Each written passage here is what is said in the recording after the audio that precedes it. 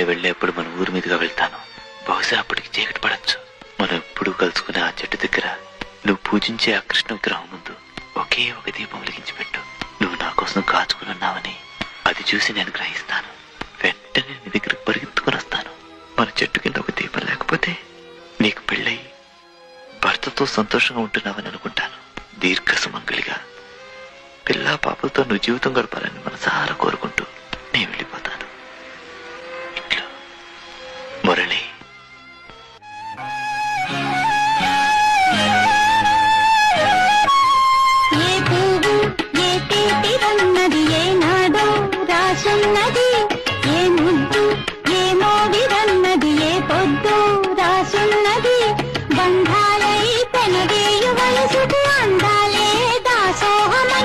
మందారం విరబూయు పెదవుల మధువులనే చవి చూడమనగా